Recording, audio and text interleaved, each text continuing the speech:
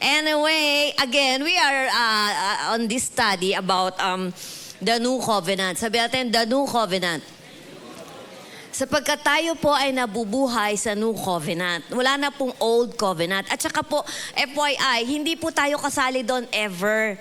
Kasi po yung pakikipagtipan ng Panginoon, Old Covenant, sa Israel po yun. Pero na lang kung Israelita ka. And the good news is because of the New Covenant, kailan nag-umpisa ang New Covenant? Doon po sa, yung death and resurrection of the Lord Jesus. Doon po nag-umpisa. Kaya doon po tayo lahat kasali. At saka inopen na po. Inopen na po ang good news sa Gentile. Gentile po tayo. Yung katabi mo, Gentile yan. Ano ibig sabihin nun? Ibig sabihin, non-Jew. Hindi ka, you are not of Greek, Jewish descent. Di tayo pinanganak sa Israel. Amen? So, do you know what makes the New Covenant new? Nakukuha mo ba lahat ng binayaran ni Kristo sa krus ng Kalbaryo? Amen? Kanina, yung sa communion natin, that it's all about. So, healing belongs to us. So, na-receive mo ba yung healing na yan? Na-receive mo ba yung provision na yan? Na-receive mo ba yung peace, righteousness? Lahat yan. Bayad ni Kristo yan. So, sa under the New Covenant, we have complete and total forgiveness of all our sins. Bakit natin binibigyan ng emphasis ang forgiveness of sins? Sapagkat ito po ang naghihiwalay sa Diyos at sa tao. Yung po ang unang nangyari sa Garden of Eden, nahiwalay ang Diyos sa tao because of sin. Kaya lang ayaw naman talaga ng Diyos na forever tayong hiwalay. You know, we were created to be with God forever. That's why our lives doesn't stop here. Namamatay po ang katawan lamang, pero you continue to live. If you receive Jesus, kasama mo ang Panginoon. You're looking forward eternity living with Jesus. Amen? So yun ang kalooban ng Panginoon. So mga blessings ng New Covenant include the gift of Christ's righteousness, holiness, at mismong kanyang buhay. For our study, meron lang po tayong 6. Okay, na ipag-aaralan bakit mas mainam ang New Covenant. For today, I think, tingnan natin kung matatapos natin, pero nasa PowerPoint, 2 po iyan. Ang unang-una, the New Covenant is a covenant of grace. Sabi natin, covenant of grace. Binanggit ni John kanina, another word for grace. Actually, grace is unmerited favor. Unearned, undeserved. So wala kang gagawin, tatanggap ka lang. Mahirap po ba yun? Paano tayo na born again? Tinanggap lang natin. At tama yun with the element of speaking. Okay? So sa old-based covenant, aanihin mo kung ano tinanim mo. Saklap nun, no? Pag nagtanim ka ng ganito, kung anong inani mo. Ba't ngayon nangyayari, in a way, ang tawag nila dyan, karma. Makakarma ka din. Hindi. Because merong mga earthly consequence naman. So, hindi natin sabihin, sige, okay lang, sa bisyo mo, tanim ka lang ng tanim, di mo na aanihin yan. Hindi po, ibabalansin natin, okay? Pero, sa Old Covenant, okay, yung sinabi kanina ni John, kaya tayo blessed ngayon na unang nag-bless sa atin ng Panginoon. Nagre-respond lang tayo. Sabi natin, response. Yan. Lahat ng ginagawa natin ngayon, okay, sa ating pamumuhay na ito, hindi na po magpapalit ng covenant o pakikipagtipan ang Panginoon hanggang sunduin niya na tayo. We are living under the covenant of grace. Lahat ng matatanggap natin ay by faith alone. Amen? By faith alone. So, ngayon, ang makukuha natin, lahat ng tinanim ni Jesus. Wow! Hindi ikaw ang nagtanim, pero ikaw ang aani. Isn't God good? Under the New Covenant of Grace, grace declares that everything we will receive from God, ang tawag dyan ay gift. Regalo. Ayan. So, ano po ba ang ginagawa sa regalo? Tinatanggap, di ba? So may regalo ka, hindi mo kinuha, hindi mo natanggap. So tatanggapin lamang. Ephesians 1 verse 3, Good News Bible, let us give thanks to the God and Father of our Lord Jesus Christ. Because of our in union with Christ. Ayan. Kaya po ang tawag sa atin ngayon, nakapapansin po niyo mga sinulat ni Apostol Pablo, we are in Christ, in Christ, in Christ. Na kay Kristo ka. Yun ang tawag sa iyo ngayon. Dahil nga, nung tinanggap mo si Jesus, nakipag-isa ka sa Kanya. Okay? So, dalawa na kayo ni Jesus. You are 2 in 1 na ni Jesus. Sabi, because of our union with Jesus, He has blessed us by giving us every spiritual blessing in the heavenly world. He has blessed. Past tense. So, binigay na ba? binigay na. Tama yung namin Trixie kanina sa communion. Healing natin, binigay na. Provision, yung bahay mo, binigay na. Yung bahay nila, Sir Val at Lisel, noon lang ba sila nagpasalamat nung nakita na nila, nung lumilipat na sila? Hindi, hiningi na yun. Right, you have the post the other day about the house, and then the car, and then the job, and then the baby. Amen? So, binigay na rin yan. Amen? Okay, by the way, next Sunday is Mother's Day. Alam mo ba, Aika Esconde? Well, I was preparing for the gifts. Sabi ko, bibigyan ko si Aika Esconde. Hindi ko pa alam na, literal na mommy na. Amen? At si John maging daddy na. Sunod na sila, Sir Val. Okay. He has blessed us, meaning, tayong lahat na mananampalataya. Sabi mo sa katabi mo, mananampalataya ka ba? English mo, baka Inglesera. Believer ka ba? Tayong lahat ang tatanggap. Wow! Ng favor and grace because we are in Christ. Yun lang ang naging parte mo. Every spiritual blessing means the completeness and sufficiency of God's gifts to believers. Yan, sasabihin mo, ano pala spiritual, sister? Alam mo bang lahat ng material galing sa spiritual? Amen? So kasama yan. At saka, mind you, ang spiritual blessings ay forgiveness, eternal life. Yung eternal life, mas mahalaga ba dyan yung bahay mo, yung sasakyan mo, yung kakainin mo, yung damit mo?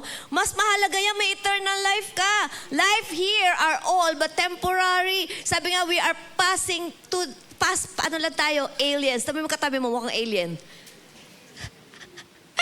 May kanta sa mga kumanta nun, I forgot the group, we are aliens. Dito raw sa mundo na to. Kaya, you know why is that? Kasi, di ba, anyway, baka humaba tayo. Going back. Kaya sinasabi ng Panginoon, mas importante yung spiritual blessings. Remember, bakit sinabi ng Panginoon, lay up for yourselves treasures in heaven. Because every treasure on earth nabubulok, nasisira. Kahit na signature pa yung bag mo. Kahit signature pa yung sapatos mo. May mga sapatos ka, hindi nasusuot, nasisira eh. Tinatago mo lang kasi. I don't know, kung kagaya ka nun, gusto mo lang tinitingnan, hindi sinusuot. But anyway, kaya sabi ni Jesus, lay up for yourselves treasures in heaven na hindi makokorap, hindi masisira, hindi mawawasak. Today, you are laying up treasures in heaven. Andiyan ka pala, Kat. Amen? Wow. The spiritual blessings include redemption, forgiveness, being God's children. Hindi po lahat ng tao at tinatawag na anak ng Diyos. Not because you are a member of a religion, as they are claiming to be. Malinaw po ang Bible. Ang binibigyan ng karapatan po ito. Ang binibigyan ng karapatan maging anak ng Diyos ay yung tumanggap sa bugtong na anak. Malinaw, amen? Philippians 3:20, however, see ito yun, we are citizens of heaven. Alien ka dito, pero hindi ka mukhang alien. We are citizens of heaven, and we eagerly wait for, kasi yun ang ating destination eh. When life here is over, either dumating mag-rapture o hindi pa buti ang Panginoon, lahat tayo heaven-bound. Amen? The heavenly realms also refer to the sphere of spiritual warfare. Kaya takot sa'yo ang kaaway. You have the power, the name of Jesus. Not everybody can use the name of Jesus. Naalala ko lang isang instance, di ba? I think it was in Acts, may account doon. Sabi, pinire-rebuke niya, I rebuke you sa pangalan ni Jesus na tinasabi nila. Hindi naman niya kilala si Jesus. Di ba sumagot ang demonyo? Sabi, si Jesus kilala ko. Si ano kilala ko? Ikaw, sino ka? So the devil knows. Amen. Colossians 1:12. See? Citizen of heaven ka. Pangalawa, merong kang pamana. Giving thanks to the Father who has qualified us to be partakers of the inheritance of the saints in the light. So, qualified ka na, may namana ka pa. Huwag na tayo magtampo sa mga earthly fathers natin. Kung wala tayong namana sa kanila, yung kanila naman din, that's good enough. Kung naman ipapamana nila ay temporal lang din naman dito. Hindi naman natin madadala sa kabilang buhay. Amen? So we are so blessed today. Amen? And then Ephesians 2, verses 8 and 9. For by grace you have been saved. Paano ka naligtas? Kanina sabi ni John, blessed ka na dahil sa biyaya ng Panginoon. Tumatanggap ka dahil sa biyaya ng Panginoon. Nagbibigay ka dahil sa biyaya. It's all by grace. So, for by grace, you have been saved through faith and not of yourselves. It is the gift of God. Not of works, lest anyone should boast. Kaya walang pwedeng magyabang dito na, ikaw kasi absent ka ng absent, kaya wala kang kaligtasan. Ako lagi akong present, kaya may kaligtasan. Hindi po galing doon yon. It's good to be going to the church. Kasi saan mo ba maririnig kung wala ka dito? I'll tell you, the online was made only because of the pandemic. And for those people na hindi pa natin Christians, because hindi pa pala nakakatanggap sa Panginoon, sapagkat most members are sinishare yung live broadcast. But for you, as a member of Faith Center Caloocan, come, go ahead, join with us. Amen? And then, Romans 6:23, for the wages of sin is death. See, ang kasalanan may kamatayan. Pero gusto ng Panginoon, meron kang buhay na walang hanggan. But the gift of God, regalo. Under this new covenant of grace, lahat ng matatanggap mo, regalo. Lahat ng mga gagawin mo, response mo lang yan. Ayaw mo umabsent, ayaw mong di ka kasali sa pagbibigay, ayaw mong hindi ka nababasa ng Bible o nakakapaghinig man lang ng podcast, Sterlis, di ba? Response mo yan. Kasi sobrang buti ng Panginoon. Wala namang nirequire ang Panginoon per se. Sa covenant, napakadami. 1, 2, 3, 4. Do. Under the new covenant of grace, it's done. Di ba sinasabi nila yan? Kung gusto mong tumanggap ng, is anyone sick? Sa kanila lang yan, wala sa Bible, di ba? Sa religion. Sabihin nila, may sakit ka, ganito gawin mo kasi, huwag ka umabsent. Magsimba ka ng what do you call this? Fasting. Fasting is good, may pwesto yan. Tapos maglakad ka ng paluhod. Gano'ng kalayo na paluhod? O lumuhod ka sa munggo talaga. So, ang hirap mabuhay nun. And ito pa, pagka po nagawa mo na yon, sasabihin sa'yo, kulang pa. Kulang pa yan. Palagi pong kulang pagka covenant of law. Pag grace, sobra-sobra, apaw-apaw. Amen ba? James 1:17, every good gift and every perfect gift. See, regalo na maganda pa. Sino dito nakatanggap ng regalo hindi maganda? Mag-thank you ka na lang. Buti nga niregaluhan ka eh. Maaaring concern yung tao na baka kailangan. Kasi ganyan si pastor eh. Pagka merong regaluhan, sasabihin agad ni pastor, gusto niya ba yan? Magagamit niya ba yan? Kaya pag save, ano na lang, what you call this, gift check na lang. Ganon. Kasi si pastor ganon. Kaya mahirap ding regaluhan si pastor. But anyway, okay lang yung paggaling sa puso mo. Thank you. Thank you is enough. You appreciate. Kasi lahat po na nagre-regalo, correct me if I'm wrong, may effort na ginagawa yung tao. Una, naalala ka. Sa dami ng kakilala niya, naalala ka pa. Birthday mo pala ngayon. Amen? Or wala lang, gusto ka lang bigyan. So ang regalo ng Panginoon, good na, perfect pa. Wow! Sino ba yun? It's Jesus. Now, Charles Spurgeon, I quoted Charles Spurgeon, sabi niya, it is very serious offense to God if you make expensive what God has made free. Hindi mo, nakaka-offend naman, sister. Nakaka-offend kay Lord. Sabi mo, kailangan kong pagtrabahuhan ng kagalingan ko. Ano pa yung ginawa ni Jesus? Sabi nga ni Trixie kanina eh. Titingin, hindi lang titingin, di ba? Di ba? You acknowledge, you believe what Jesus has done is all on our behalf. Tayo dapat maparusahan sapagkat tayo nagkasala, pero kinuha niya. Amen? So the new covenant is all about grace, and grace means we get everything that Jesus has purchased for us on the cross. Wow! Sabihin mo nga, wow! Wow to! Wow na wow to! Amen. So, the new covenant is a covenant of grace. Okay, punta tayo sa pangalawa. I am not sure if we're gonna finish, pero meron pa tayo isang linggo next Sunday, pero kung di pa dating ang Panginoon, okay? Second, the new covenant is a covenant of rest. Rest. Pahinga. You are resting right now. Although yung iba parang ano kaya kakainin ko mamaya? Si Rema ba yun? Di naman. Kasi wala si Sally, wala ka tayong kakainin. Sally, sige, mag-TikTok ka lang dyan sa team building nyo.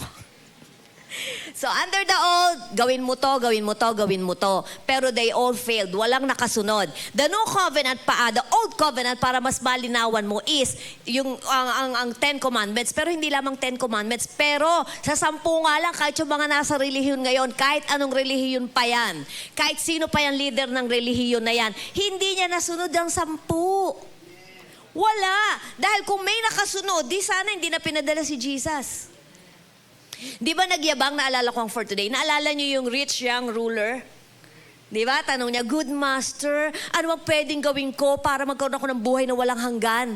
Tama naman yung tanong niya, anong pwede kong gawin?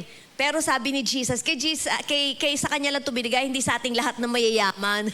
Sabi, sell all that you have. Ikaw, kung gusto mo ibenta ko ano meron ka at ibigay mo sa church, that's between you and God. It's not because I told you so. Amen? Or, it's not because, kasi gaya-gaya. What time gaya-gaya po tumaya?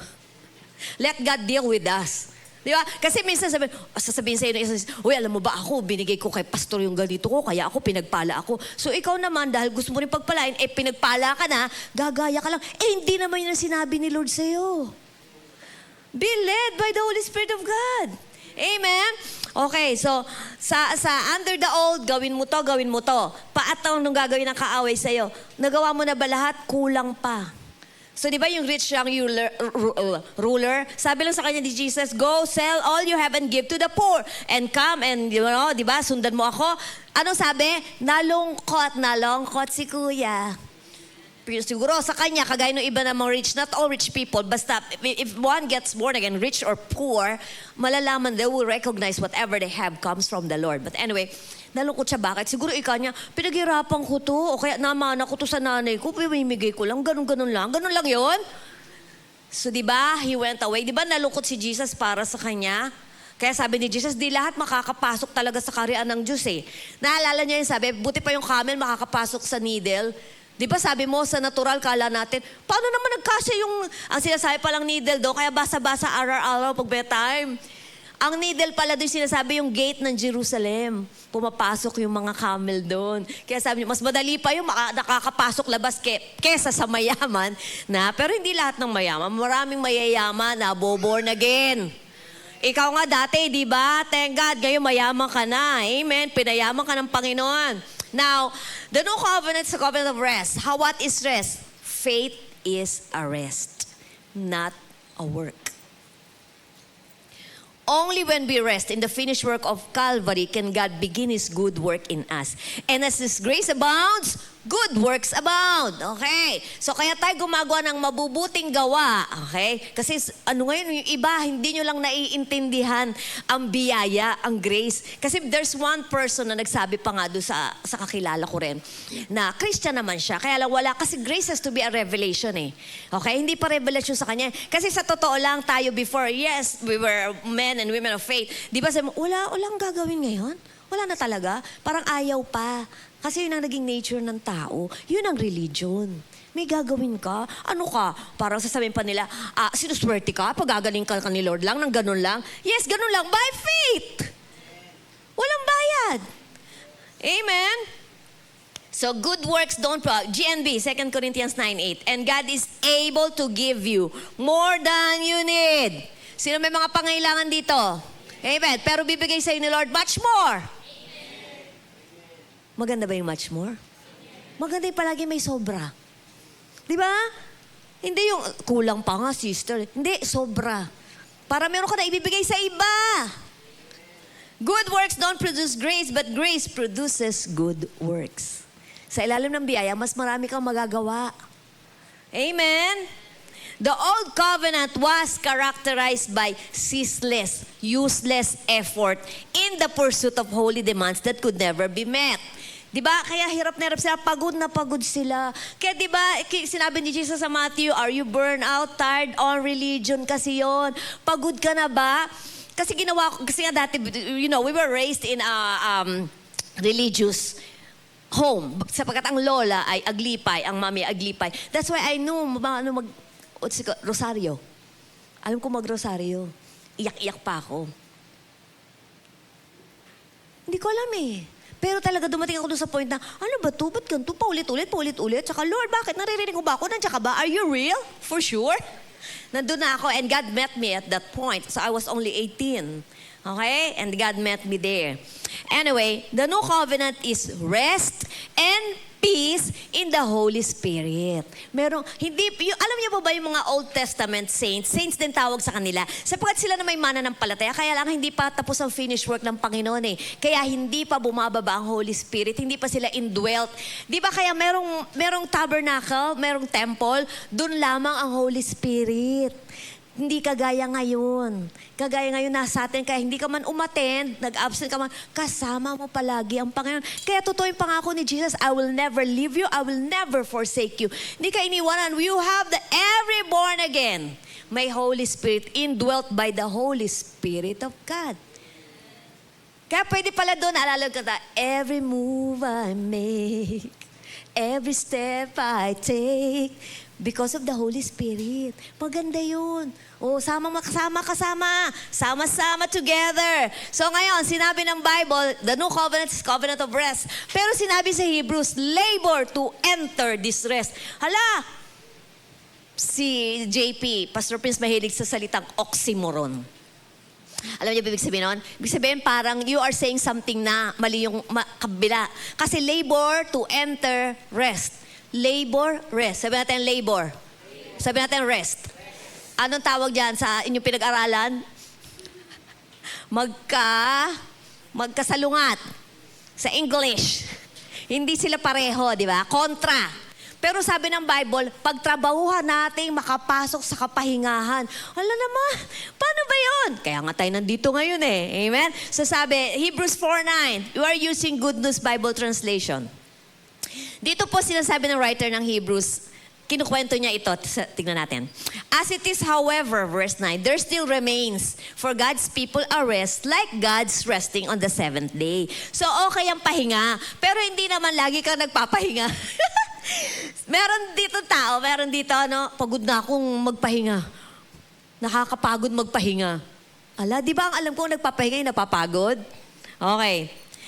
God rested on the seventh day from creation. Pero ibig sabihin walang ginagawa ang Panginoon ngayon. He is working, He's still working. Verse 10, for those who receive that rest which God promised will rest from their own work, just as God rested from His. Verse 11, let us then do our best or labor to receive that rest so that none of us will fail as they did because of their lack of faith. See? Sinong day yon? Yung mga Israelita, hindi nakapasok sa promised land. Yung 40 years na nag-ikot-ikot sa promised land. Sapagkat, nung sinabi ng Panginoon, this was the promise of God to Abraham pa. But alam natin na nangyari, di ba? Hindi sila nakapasok because hindi sila nanampalataya. During Moses' time, hinati na nga ang dagat na pula na hindi naman pula. Alam nyo ba, nasabi na to before, ang journey from Egypt, captivity, di ba? Kaya sila tulungan mo kami, Lord, 400 years na kaming inaalipin sa Egypt. And then Moses was sent. You know, from Egypt to Canaan, the promised land, dapat 11 days journey. 11 days. On foot kasi po wala pang aeroplano nun. Walang means. Yung iba camel, mga sumasakay. Pero 11 days journey, bakit naging 40 days? Kasi reklamo. So, sabi mo sa katabi mo, huwag ka na nagre-reklamo. Para hindi nagtatagal. Kaya nagtatagal no? Tama ba yun? No? Just be thankful. Lord, thank you. Because that day will come. The day that you are waiting for will finally come. Sabi ka ni Aika Esconde kanina, nagulat din kami, madam Ayaw mo nun? Gulat? Amen? So how do we labor to enter His rest? Ang sinasabi dyan, work, magpahinga tayo sa work, yung work ng religion. Kaya napapagod ka Yung gawin mo to. Dapat di ka nag-a-absent sa church. Tama lang, Terlitz, di ba? Pero Terlitz, ayaw niyang nag-a-absent sa church. Kahit na ang galing ng tuhod niyan. Di ba? Kahit naglalakad, no? At 4 na sakay. Di ba? Bakit? Sinabihan ba kita? Gusto mo, di ba? Kasi pasasalamat mo sa Panginoon. Amen? Pero pagka doon ka sa reliyon, sabihin sa'yo, absent ka, kaya minus na yung blessing mo. Kaya nasunog yung bahay, kaya ka nanakawan Kaya ka nagkasakit Kasi lumayo ka na sa Panginoon. Sickness is never from God. Pero maganda lumapit sa Panginoon. Kanino ka pa lalapit? Nandito kami sa posisyon na, kanino pa kami lalapit? Amen? The work we rest from is the dead work of trying to earn God's favor. Remember, the new covenant is a covenant of grace, covenant of rest, grace unearned, unmerited, undeserved. Regalo. Sabi natin regalo. So, ano pang pinagtatrabahuan mo? Kailangan ko itong gawin kasi hindi ako mawaliligtas o kaya mawawala kaligtasan ko. Naku, nagigera na, baka maiwan ako. Maiwan ng rapture? Kaya kailangan gawin ko ito. Hindi, wala na tayo dun sa we need to do. Nandun sa ng we get to. Sa Tagalog, kailangan hindi na gusto ko. Gusto ko hindi ako nag-a-absent. Gusto ko nagbibigay ako. Gusto ko nagbabasa. Gusto mo. Hindi dahil because may mangyayari na hindi maganda pag di mo ginawa. Kaya freedom talaga under the new covenant of grace. Amen. Yun ang nangyari sa bayang Israel. Kaya hindi sila nakapasok sa kapahingahan na sinasabi. They tried to earn what God wanted to give them. Naalala nyo lang for the sake of illustration today. Mula Genesis hanggang Exodus 18, verse 18. Chapter 18. Sinabi, there are under the new covenant of grace. Reklamo ng reklamo, di ba? Pagka dadaan sa disyerto, mainit sa umaga, padadala ng pillar of cloud. Why? Parang may air cool. Ngayon, ayan, naalala ko lang. Sobrang init na ngayon, di ba? Kung wala kang aircon, sabi mo, Lord, bigyan mo ko ng air cool. Pillar of cloud, Lord. Kasi ako ganyan prayer ko kay JT. Pag aalis siya, Lord, bigyan mo ng pillar of cloud si JT, napakainit, magmumotor. Ang alis pa naman, alas 12, alauna. Pwede ba yun, sister? Pwede, bakit? Sa'yo ko ba hiningi? Pillar of cloud by day, at sa gabi, napaka-ginaw naman sa disyerto. Subukan nyo lang. Pillar of fire by night. Oh, may heater. So, sobra kasi si Lord mabuti. Pero they were in disobedience. Kaya nung nangyari, di ba, nung sinabi nila sa Panginoon, sabi mo, Moses, sa Diyos, bless niya lang kami, yun eh, all that He said we will do. Parang sa ano, di ba, parang sa natural, masama ba yung sinabi nila? Sabi nila, gagawin nila. Pero alam nyo, if you will study really yung mga pinanggalingan ng salita na yun, ang inagyabang sila. Parang ganito yan ang translation. Moses, sabi mo sa Diyos, i-bless niya kami kasi may nagagawa kaming mabuti. Huwag niya kami i-bless dahil gusto niya lang. Ay, gusto ko na yun. Gusto ko i-bless the Lord dahil gusto niya lang. Walang if, walang but, walang if you do this, if you do that. Yun yung nangyari noon. That's why nangyari, di ba, Exodus, yun na nangyari, pakikitipan. That's why covenant is very important. Hindi po nagbago ang Diyos. Sa inyo mga hindi nakakaintindi sa covenant, hindi po ang Diyos ang nagbago, yung pakikitungo ng Diyos. But you know what, wag na tayong, but anyway, masyado kasing madaming alam-alam sa Facebook, sa mga comment, no? Basahin niyo ang Bible and let God talk to you and speak to you and, guide you and lead you. So yung context na yun, di sila nakapasok, kaya merong pang rest. Kaya sinasabi ngayon ng Hebrews, merong pang kapahingahan ngayon para sa inyo. Kasi hindi sila nakapasok dahil unbelief. Ikaw ngayon, do you believe? Pasok ka sa rest.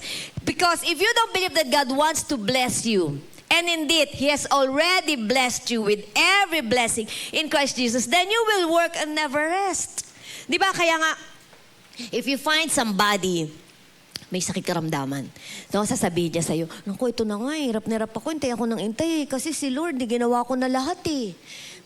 Kahit nahirap ako mag-church, nag-church ako. Kahit ginawa ko na lahat. So, binabase niya ang kanyang kagalingan sa kanyang gawa. Kaya hindi siya makatanggap, napagod pa siya.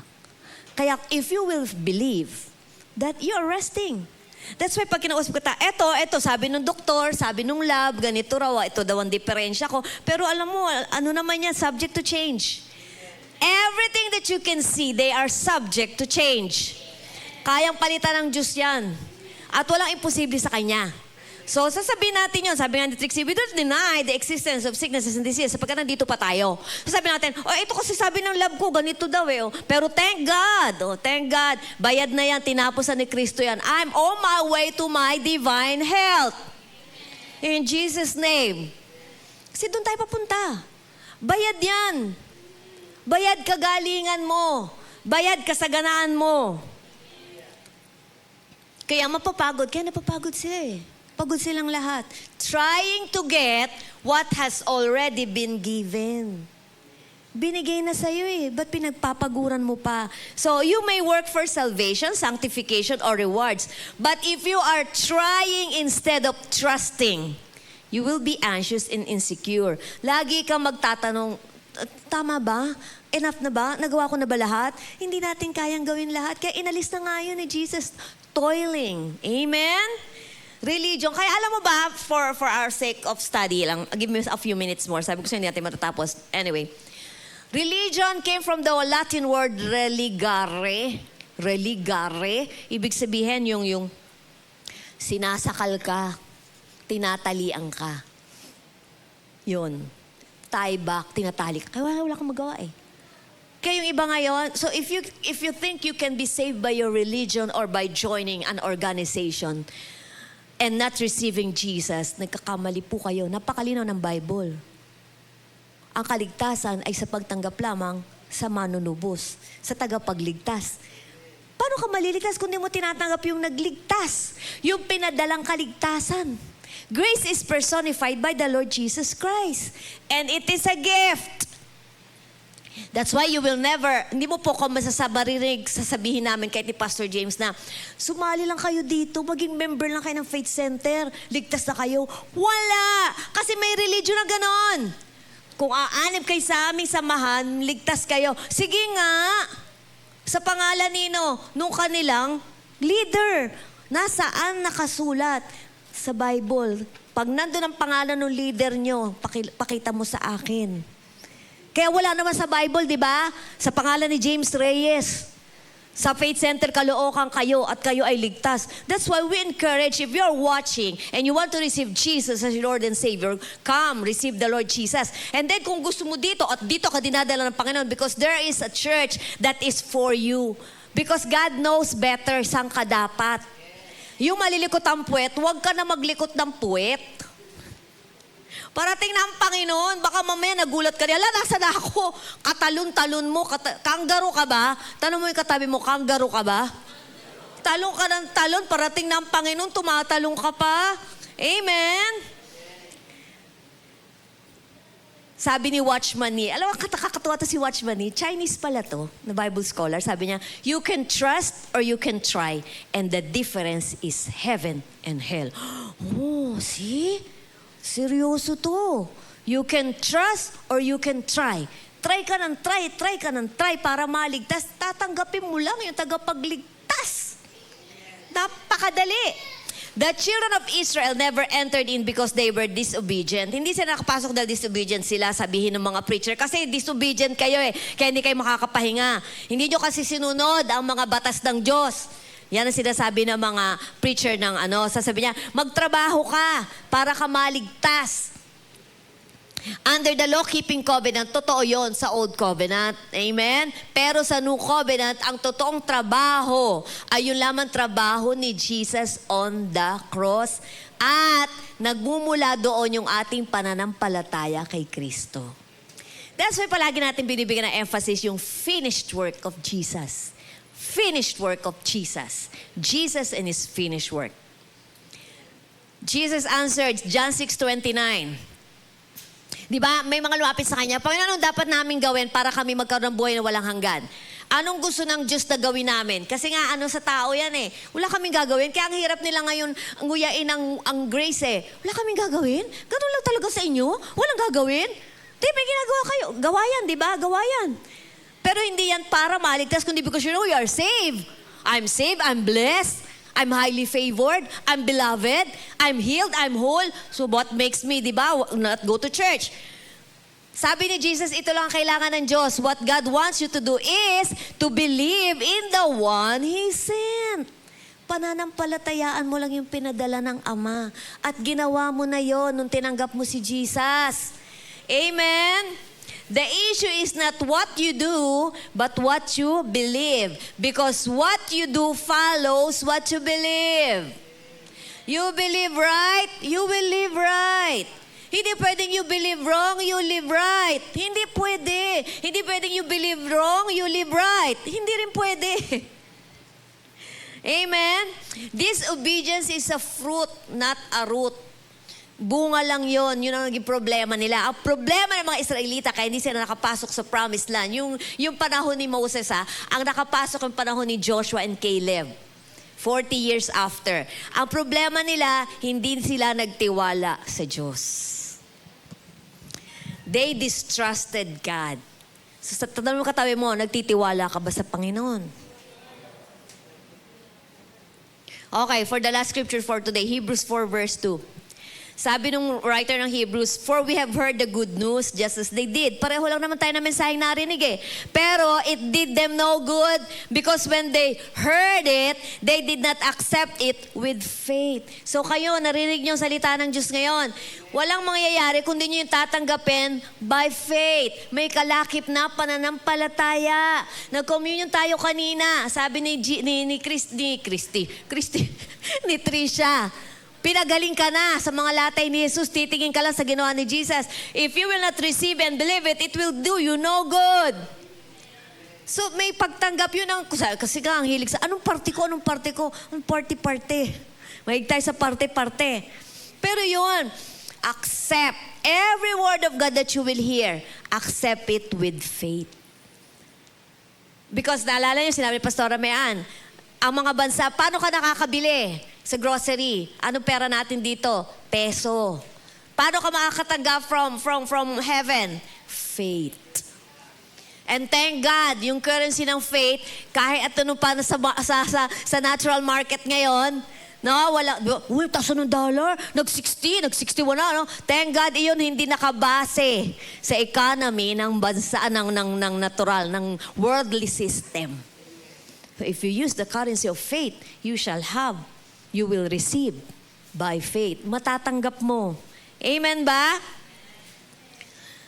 If you do not trust God to provide for your needs, you will work. Again, so wala nang, hindi na tayo magtatrabaho, sister. Kailangan natin magtrabaho. Kaya pumapasok tayo sa opisina. Di ba? Nagne-negosyo tayo. Kailangan may ginagawa tayo dito. Hindi pwedeng maghapon na lang. Hindi rin fruitful yun. Diba? Hindi natin tinuturo. Diba si Pablo nga nagsabi, yung mga hindi nagtatrabaho, wag kumain. Amen. Lalo na kung inaasahan ka sa pamilya. Either you're a father, you're the head of the family. Amen. Pero thank God, by His grace, kaya natin lahat yan. But if you make God your source, amen? You will far better, so mas malayo to labor towards a place of trust where you cease from your dead works and allow your heart to be established in true righteousness. Diba mas mahirap, mas nakakapagod na nagpapagod ka to earn your righteousness and everything kesa natanggapin mo lang. Mas madaling tumanggap. Yun yung rest. You believe. When you believe, you rest. Or for the last, sabi ni Paul Ellis, you don't work to earn rest, but to enter His rest.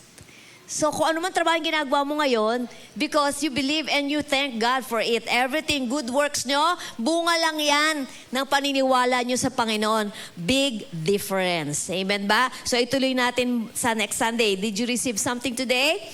Palakpakan natin ang Panginoon. Hallelujah. Let's pray. Father, we thank you in the mighty name of Jesus. Maraming salamat, Panginoon. Kami nasa ilalim ng biyaya, ng covenant of grace and rest. Tunay nga, Panginoon, maraming salamat. Ngayon kami nabuhay. It's very, very rewarding, church. It's very, very blessing to be living under this new dispensation. Alam mo ba yan? Sapagkat ito na po ang huling dispensation na susunduin tayo ng Panginoon. It's very exciting to live in the last days. Last days na po talaga. Yung mga rumors of wars, mga wars and rumors of wars, hindi pa po, the end is not yet. Pero pine-prepare po tayong lahat. Nakikita po natin, ang lahat na pinag-aaralan natin na sinasabi ng Bible ay nagkakatotoo. That's why hindi ka nagkamali ng pinakikinggan at pinupuntahan. Totoo ang salita ng Diyos at nangyayari yan. Kung nangyayari yan sa mga nakikita natin sa paligid natin, it will also work in your life. You just have to believe and receive everything that Jesus has purchased for us on the cross. Mabuti ang Panginoon. At kung hindi mo pa ginagawa ang Panginoon si Jesus, samahan kita sa panalangin ito. Lahat po tayo, sabihin natin, Father God, today, I receive Jesus as my Lord and Savior. Amen. Ganun lang kadali. Tanggapin mo ang pinadala ng na bugtong na anak. For God so loved the world that He gave His only begotten Son, that whoever will believe in Him will not perish but have everlasting life. Lord, thank you so much. Whatever we are doing right now, they are all because of your grace. Totoo, Panginoon, sama mo aking mga kapatid. Maybe some of them, I do not know their situation. Huwag ka mag-alala, kapatid. Alam ng Diyos ang pinagdadaanan mo. Kaya nga ang termino natin, pinagdadaanan. Daanan mo lamang, though we walk through the valley of the shadow of death, we will fear no evil, for God is with you, in you. Humingi ka ng direksyon sa Panginoon and hindi ka iniiwan, hindi ka pinababayaan. He loved you so much. Hallelujah. Lord, thank you for meeting every need of your children today. I declare blessing upon blessing, grace upon grace, favor after favor. Thank you for answered prayers. Hallelujah, in Jesus' name. Thank you for healing. Thank you for wholeness. Thank you for peace. Thank you for understanding, clarity, whatever they need today. This week, until we see each other again next Sunday, church, live in the blessing of the Lord. Hallelujah. Live in the grace of God. Live in His rest, and that is the finished work of the Lord Jesus. In the mighty name of Jesus, everybody say, Amen. Shalom, shalom. I'll see you all next Sunday, Mother's Day.